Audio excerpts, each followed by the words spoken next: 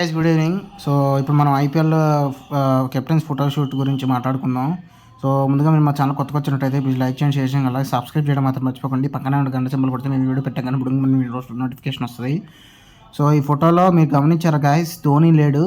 అన్న ధోని ఎందుకు లేడు చెప్పన్నా అంటే గాయస్, ఇప్పుడే మనకి చెన్నై నుంచి వచ్చిన న్యూస్ ఏంటంటే ఈ సీజన్ మనకి ధోని కెప్టెన్సీ చేయట్లేదు అంటారు. రుతురాజ్ గైక్వాడ్కి కెప్టెన్సీ ఇచ్చారు.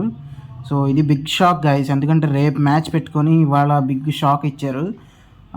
మరి రుతురాజ్ గైక్వాడ్ ఎట్లా కెప్టెన్సీ చేస్తాడో మరి చూడాలి. అంటే నేను ధోని ఉంటే బాగుండు అనుకున్నాను గైస్, ఎందుకంటే అంటే ఇప్పుడు ఆయన కూడా అన్నిసార్లు కెప్టెన్గా చేయమంటాం మంది కూడా భావ్యం కదా. ఆయన ఏజ్ కూడా 42.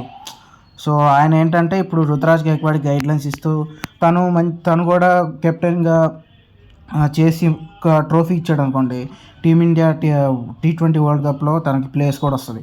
సో ఇది గాయస్ మనకి అప్డేట్ విషయానికి వస్తే. రెండోది ఏంటంటే అన్న, మరి హార్దిక్ పాండ్యాని ముంబై ఇండియన్స్కి ఎందుకు పెట్టారంటే దానికి ఒక కారణం ఉంది గాయస్. ఎందుకంటే హార్దిక్ పాండ్యా ఒకే సీజన్లో జీటీ టీంని కప్ గెలిపించాడు కాబట్టి, అందుకనే ముంబై ఇండియన్స్ ఎక్కువ ధర పెట్టి కొన్నారు కాబట్టి, అందుకని రోహిత్ శర్మ పక్కన పెట్టి హార్దిక్ పాండ్యాని కెప్టెన్గా పెట్టారని అంటున్నారు. ఇంకోటి ఏంటంటే రోహిత్ శర్మ ఈ సీజన్ కాకపోతే ఇంకో సీజన్ ఆడతాడు, తర్వాత రిటైర్మెంట్ ఇస్తాడు అన్నారు.